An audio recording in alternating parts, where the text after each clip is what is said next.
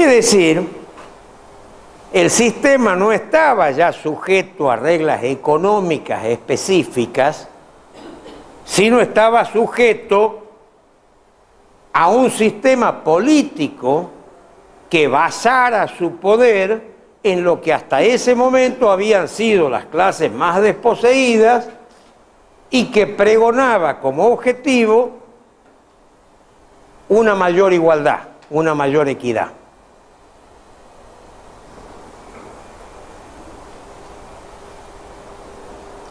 ¿Cuáles fueron los puntos centrales sobre los cuales trabajó el marxismo en el área específicamente económica?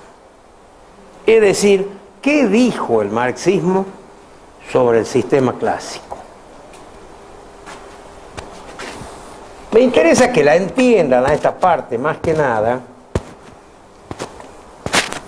porque ahí van a ver que sí, el marxismo descubre, detecta, aun cuando no pueda elaborar o cuando no se decida elaborar una doctrina económica especial, detecta las deficiencias del sistema. ¿Qué, perdón? Marx predice la caída del capitalismo. Claro, claro. Marx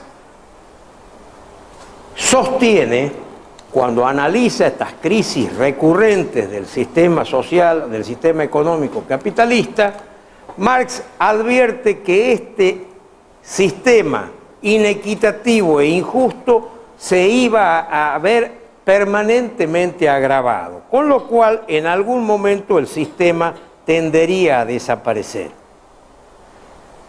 En primer lugar, no considera al sistema capitalista como un invento o como un desarrollo meramente teórico superador de otras modalidades económicas. Lo considera como un sujeto histórico. Es decir, en la evolución de la historia de la sociedad se dieron distintas formas, distintos elementos para la producción de bienes y la satisfacción de necesidades. La sociedad esclavista fue una cosa, la sociedad feudal fue otra cosa, y en la evolución de estos procesos, cuando la sociedad, cuando la gente necesitaba una mayor cantidad de bienes, había que alimentar a mayor cantidad de personas, eran más grandes las necesidades y los sistemas feudales no tenían capacidades productivas reales, cuando al mismo tiempo se incorporaban nuevos bienes a través del comercio y nuevas comarcas y regiones a través de la conquista, se abre la oportunidad para que el sistema mercantil primero, el sistema industrial después y en conjunto el comercio y la industria, es decir, la producción y el intercambio, la distribución, formaran el sistema capitalista como un sistema superador.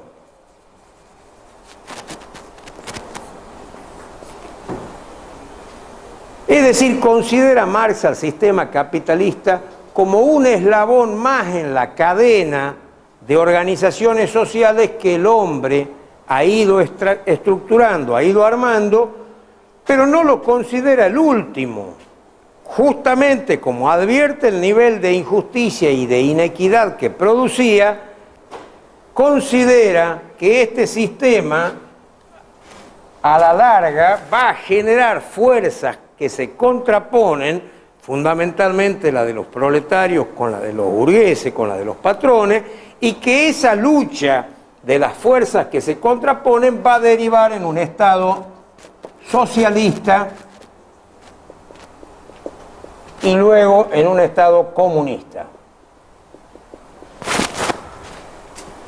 Es decir, es un proceso histórico lo que él analiza.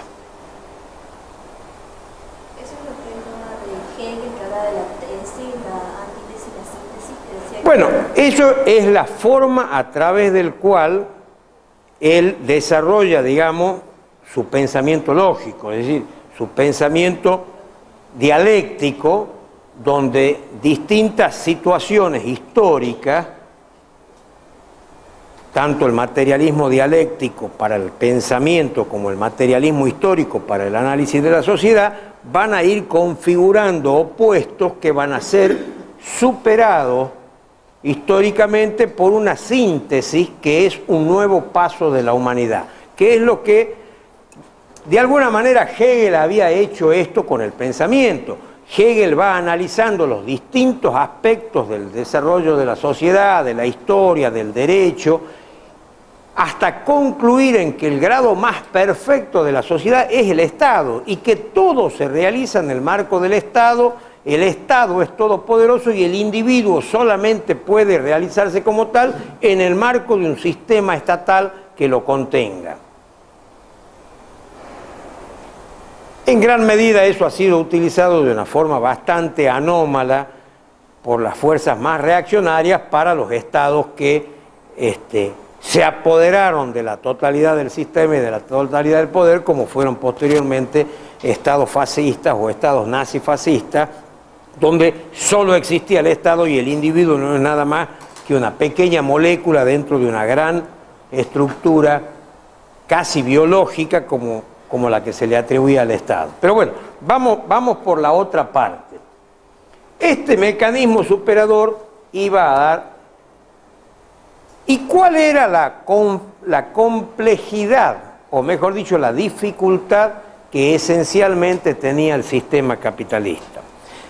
Marx analiza que en realidad, si bien es cierto, de alguna manera se lograron configurar una serie de leyes sobre los aspectos centrales del sistema productivo, el valor, el mercado, el capital, el interés, la renta, la propiedad, el trabajo como eje fundamental de la creación de valor, no hay una comprensión absoluta del modo a través del cual este sistema de leyes que en realidad determinan y se autodeterminan va generando complejidades. Esto es bastante cierto. Todos los teóricos, marxistas o no marxistas, a corto andar del sistema, determinaron o describieron que el sistema clásico, planteado como un sistema inmóvil, es decir, si nosotros nos imaginamos un montón de campesinos que plantan zapallo, lo llevan al mercado, la gente come zapallo, por lo tanto eso tiene un precio, el precio no va a ser menor que el costo necesario, que el valor o que la cantidad de trabajo necesaria para producir el zapallo. Sin embargo, si hubiera sobreproducción de zapallo, podría no estar de acuerdo el precio de mercado con el precio natural, porque el precio bajaría si la oferta de zapallo es muy grande, o a la inversa descendería, ¿no es cierto? Bueno, este tipo de situaciones que había sido analizada solo se producían cuando uno las analizaba en un sentido estático.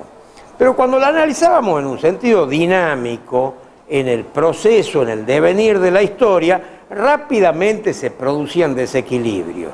Y los desequilibrios que según la teoría iban a ser rápidamente recompuestos por las propias leyes de la economía, no producían esa recomposición tan rápida y tan apresurada. ¿Qué nos decía el sistema clásico?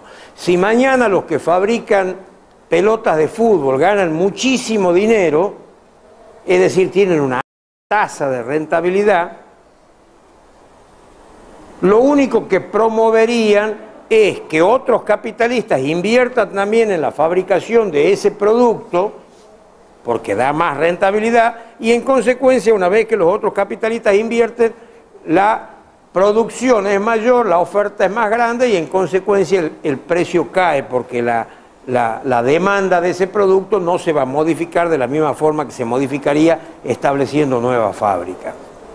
Al mismo tiempo, cuando un producto es requerido, los capitalistas que ganan mucho dinero con ese producto, lo primero que hacen es invertir más. Es decir, el que tiene una fábrica quiere tener 2, el que tiene 100 hectáreas trata de tener 200, ¿no es cierto? Y en consecuencia requiere más mano de obra. Cuando los capitalistas se pelean por la mano de obra, el precio de la mano de obra comienza a subir. Y en consecuencia la tasa de ganancia, que era alta, empieza a bajar, a disminuir. Esto es una ley que efectivamente se cumple.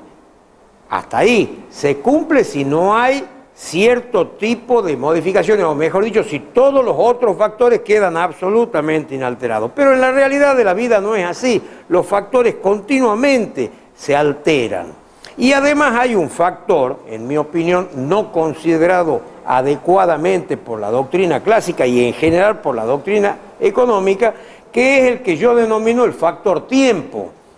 El factor tiempo tiene una importancia enorme, porque lo que un capitalista logra como ventaja durante un cierto periodo de tiempo se vuelve de alguna manera inalcanzable para los otros capitalistas, o el proceso se hace demasiado largo hasta que logran equilibrar ese nivel de capacitación o de habilidad económica que le ha permitido obtener una determinada ventaja. Se lo puede ver en cualquier ejemplo. Probablemente nosotros no habremos sentido nombrar un país como Finlandia, más que en alguna clase de geografía de Europa en el secundario, ¿no es cierto? Porque la verdad que ¿quién ha sentido nombrar Finlandia? No existe para nosotros. Sin embargo, por alguna razón los finlandeses se convirtieron en algún momento del siglo XX en los productores más importantes de teléfonos del mundo. Y todos ustedes deben tener algún Nokia, o han tenido algún Nokia o no. De repente un país que no lo conoce nadie, por esa habilidad que alguien tuvo para hacer algo que nadie hace con esa calidad, fabrica teléfonos para toda la humanidad. Y se convierte en una empresa que tiene un capital y un producto bruto más grande que el de 7 u 8 o 10 países medianos juntos. O un Bill Gates en los Estados Unidos que inventa un sistema operativo y un sistema de computación que nadie lo había inventado. Es como inventar la rueda, ¿no es cierto? Si de repente uno inventa la rueda y bueno, naturalmente tiene que hacerse rico. Pero el proceso hasta que después se equilibran la fuerza y vienen los otros burgueses, invierten. Sí, todo hacen, pero para alcanzarlo al que va primero hay que transpirar mucho la camiseta. Y no es tan fácil. El factor tiempo tiene una influencia enorme, inclusive en lo que nosotros estudiamos, que es la ley. ¿Y por qué tiene una influencia enorme en lo que nosotros estudiamos, que es la ley? Fíjense a lo largo de toda la historia y cualquier etapa histórica que ustedes quieran ver. Cuando alguien descubre algo, el agujero al mate, lo primero que hace, busca al gobernante y le dice, che, hace una ley que nadie puede hacer agujero para mate como los que hago yo. Y trata de que el derecho venga por detrás de él. Y ustedes han visto, por ejemplo, un caso como el de Windows, por ejemplo, el de Microsoft, ¿no es cierto? Al poco tiempo salieron algunas empresas a decir que los convenios que había hecho Microsoft para que todas las computadoras que fabricaba IBM tengan el sistema operativo Windows era una especie de monopolio que excedía las libertades para el comercio. Bueno, pero mientras tanto el tipo hace 40 años o 30 años que viene con esa y sigue juntando guita con pala. Y los otros, bueno, van peleando por detrás y hay algunos que tienen más éxito, otros un poco menos, pero van por detrás. Y la ley tiene la particularidad de ser esencialmente conservadora. Una vez que se hace una ley, las fuerzas de la sociedad y el propio Estado tienden a no cambiarla. Esa es la ley y eso es lo que se debe cumplir. Entonces, para lograr que una ley se cambie, es altamente conflictivo, altamente difícil. Y entonces las desproporciones dentro del propio sistema van creciendo, se van sucediendo en una forma mucho más rápida, en una progresión geométrica, mientras que las equiparaciones tienen a lo mejor una progresión de tipo aritmético. Esto, por cierto, se da en cierto tipo de productos, particularmente en los productos con mayor tecnología o más industriales. Esto no se da, o por lo menos no se daba tanto en las industrias más primarias, ¿no es cierto? La explotación de hierro, de minerales primarios, la explotación de la producción de trigo, de cereales, maíz, etcétera, etcétera, porque en general ahí hay mercados mucho más basado en la libre concurrencia. Hay miles y miles de pequeños productores de trigo que cuando usted le dice, mira, te quiero comprar la producción de trigo, lo único que hacen, dice, ¿cuánto está en la pizarra de Rosario? el valor del trigo y bueno, vale $200 la tonelada, te vendo a $200 la tonelada. Él no fija el precio ni nada, no lo fija ninguno de los vecinos que está a la vuelta, aunque tenga 10 hectáreas más o 10 hectáreas menos, sino que el mundo, ese tipo de commodity, lo establece bajo una modalidad. Y esa modalidad es la libre concurrencia, la oferta y la demanda. Y entonces en esos casos suele funcionar. Hoy en día ya ni siquiera en esos casos funciona tan libremente porque ya la tecnología se ha adentrado también en el sistema productivo de bienes primarios, ¿no es cierto? Hoy no es lo mismo tener un maíz transgénico que tener un maíz hechizo, digamos, de orden histórico, qué sé yo, donde una hectárea va a producir 3 toneladas mientras que la otra va a producir 10 toneladas. Entonces ya la tecnología ha ido interfiriendo también en ese tipo de mercado para alterar esta invariabilidad de las fuerzas de la economía.